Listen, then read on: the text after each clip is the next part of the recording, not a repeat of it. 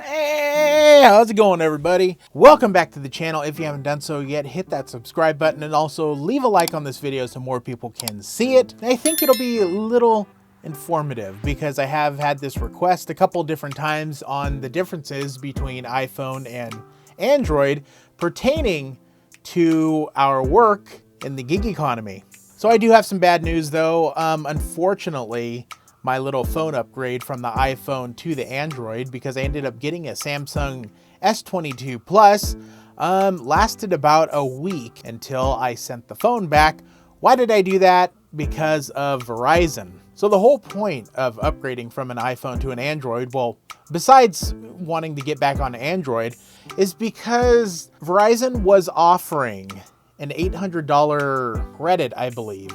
Yeah, I think it's just called a credit, towards a new phone.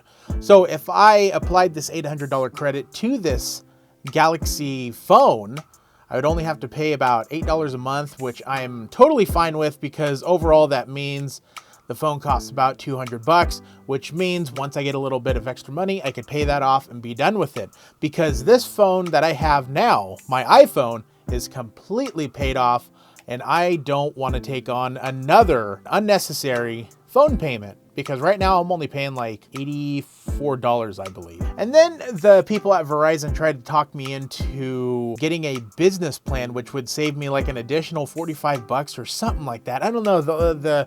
She was really talking a lot of things, but she couldn't do anything until I got this phone returned. That might be a follow-up video because I'm really interested to see how they could save me $45 because they said something about a business account, but I don't know if that means getting a second line or not, which I don't want to. I don't want a second line. I don't want to pay any more than I have to. I like to keep my bills as low as possible. So with that out of the way, I'm just going to go over a few key points before I get into the actual apps.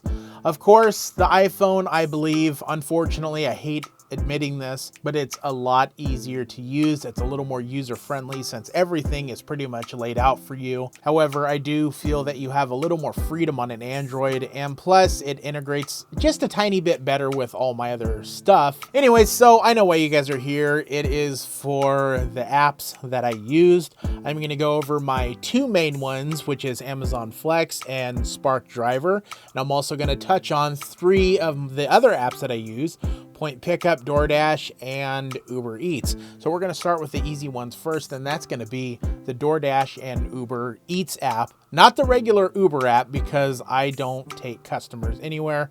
For the most part, Uber app and DoorDash, the apps themselves, they're really tightly programmed. They run great. And honestly, I didn't really see any difference between the two apps. They were practically identical from Android to iPhone. They both work the same. And the only problems I really came across is if I'm out of cell range, or like when I go down to Chico, there's a couple places down there where there's just no cell reception for whatever reason. Point Pickup, I didn't get a chance to run Point Pickup on Android, at least this time around. I used to a lot back in the days when I used to have a Pixel 5, and that ran great until Pixel 5 just took a dump on me and I had to get rid of it because it was just getting really ridiculous to deal with the problems that the phone was causing. But what I can say that I noticed with that app is that both versions were identical. In fact, they were exactly the same. It was very weird, but that's not saying much. The app itself is a jumbled mess of ideas and forgotten projects, and honestly, I just don't like using it. What is the point of picking out a schedule for it when you're just going to go online and offline, but you're never getting any notifications popping up when there's an order that needs to be picked up? But when I'm offline and don't want to work, all of a sudden I'm starting to get a bunch of notifications for orders that I don't even want to go pick up. And then they're orders that I cannot see until I go online.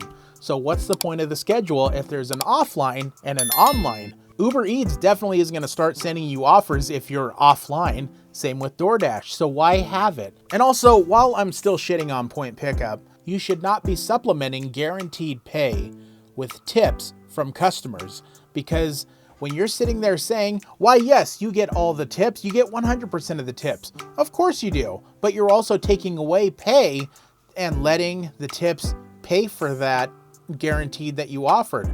That is not right, and that is incredibly misleading. I am shocked that there has been no legal action against that. And I believe that you guys need to be more transparent about your pay, because sitting there and saying, well, nothing has changed, you still get all the tips. No, something has clearly changed. When you have a lot of people online saying, hey, I picked up this $15 order, I'm only getting $17 and the tip was $10. That should have been $25, not $17. And that is really, really scummy on your part. And I know this video isn't about taking down Point Pickup or slamming them or whatever, but come on, you guys need to change your ways and stop being like that. Drivers are the lifeblood of your company, and that's how you treat them? No, that's wrong. So let's get into the two big apps. Spark Driver, for the most part, the way the app actually works on both Android and iPhone are pretty identical. You spark now, you wait for an order, you accept or decline an order, you go pick up the order, or you go shop for the order, then you go deliver the order, or you drop off all the GM orders, and then you complete the order with either a photo or handing it to the customer, and you're done. You're back to the store waiting for more orders. For the most part, it's pretty much the same. On the home screens, as you can see here, on Android, you have the three most important things displayed at the bottom. You have earnings, hotspots, and trips. And I think those are the most three useful things that you'd need on a home screen like that, because at least then you know where to go back to when you're waiting for orders, because the closer to the hotspot you are, the more likely you are to get trips. And that's not counting your ratings or anything. And yes, this will be a hill I die on, because I truly believe it. Ratings matter. Maybe not to a bigger market like in Sacramento or LA or the Bay Area, but in markets like mine, definitely they make a huge difference, and it sucks. Unfortunately, my time on Spark on Android was pretty limited. I only got one order throughout the week, but I'm not going to blame that solely on the app, because there could be a number of different reasons why that's the case. It's because A, I wasn't running Spark all the time, or had one day where I did nothing but Spark. B, anytime I was running Spark, it was just, well, I have an hour or two to burn off, so let's see if I can get something, like I did down in Chico, and that's why I have the one order to my name. And there also was an update. Apparently, there were people claiming that the update was messing things up and they weren't getting orders like they normally would. However, they were getting ASAPs and first come first serve orders all day. So it could have been me, it could have been the app, I honestly don't know. However, overall, both apps run pretty much the same, minus the menus being different. And any problems I run into on either app is mainly going to be a server side issue, something that I have no control over, so I'm not going to worry about it. However, we have one more app that I do want to talk about, because this one actually very, very much so surprised me, and not in a good way. And that's going to be Amazon Flex. Both apps are like a tale of two different apps. One is day, one is night, one I like, one I don't. The one on iPhone runs, and I'm not going to say flawlessly, but it runs about as well as DoorDash or Uber does. Yes, there's going to be some problems, but at the end of the day, every single app is going to have their issues. On the iPhone, with the app, it seemed like everything worked as it was supposed to. The scanner, while it could be better, it would scan after a little bit of fandangling with it. I think that's going to be one of my biggest negatives on the iPhone, at least when it comes to Flex, is that scanning can be good, but most of the time it's a pain in the ass, especially if you're going fast, which really, really sucks. The app was stable, and it was polished, and it looked like it belonged on my phone, which every app should strive for. With Android, I don't know how to word this correctly. It's a good app wrapped up in a bad app blanket. The first problem is that the app isn't even on the Play Store, and I had to find that out on my own. And then I did message another person who was on Android who does Flex every so often, and he told me it's not on there. You have to go through the website to download it, which it blew my mind because as soon as I went to download it, my phone went completely bonkers telling me this is unverified, this is unverified, don't do this, don't do this, don't do this, don't download it, don't install it. And I have to go, okay. As far as I know, it's not a virus, but with Amazon, you never know. Opening up the app, that's where I was shocked how different and how bad it looked. It looked incredibly unpolished. It didn't look like it belonged there. And the app looks like it was programmed to fit any Android phone, regardless of screen size or screen resolution. And it was a one size fits all. And just like one size fits all hats, they just never fit right. On the phone I was using, the S22 Plus, there was a big black bar on top, big black bar on the bottom, and it didn't utilize all the screen space, which means some of the information while you're on drops or while you're looking at schedules or if you're reading something, it just wasn't there and you'd have to scroll up and down. And I know that's a total first world problem, oh God, heaven forbid I scroll up and down. But when you're on a drop and you're trying to read the instructions and that's not all showing up, it gets a little frustrating because when you're out on drops, the faster you go, the faster, everything is. I mean, the faster you go, the better it is. The app just felt like it was programmed, put out there, and it was just good enough.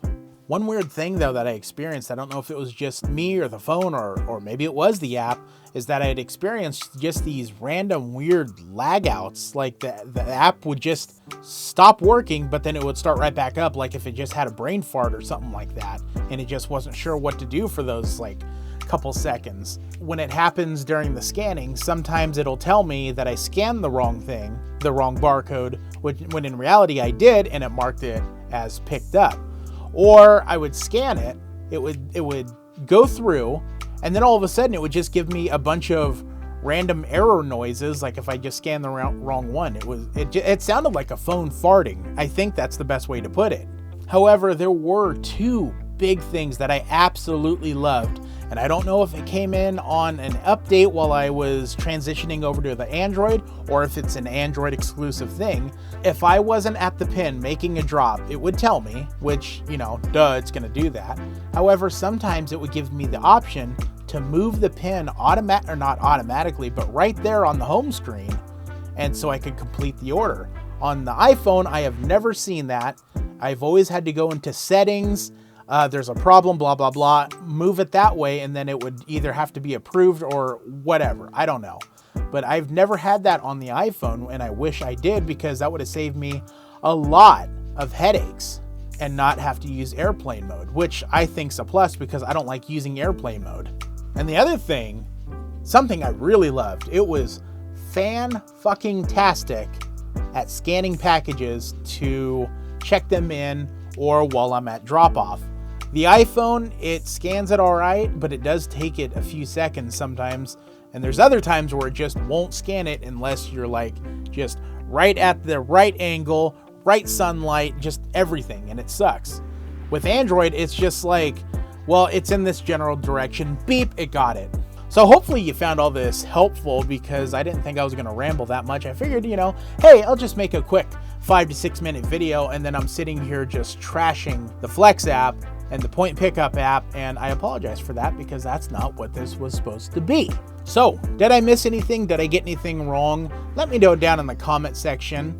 And also let me know what you use, what you think of it, iPhone or Android, what you think of it, and if you'd like to switch over or if you're happy where you're at. I will say, if you have your phone paid off and it's not super old or anything, I'd just stay where you're at. Why take on another bill if you don't have to? The whole point of this channel and gig work in general is to make money and cut down on your bills so you can make even more money. If you haven't done so yet, hit that subscribe button and also leave a like on this video so more people can see it, because maybe it will help somebody make a decision if they're phone shopping right now, whether they want Android or if they want iPhone. For now, I will be sticking with my iPhone because I'm still very upset with Verizon and how they kind of treated that little mishap. All right, so have a wonderful day, a wonderful night. My name is Dennis. I'll see you in the next ride along video.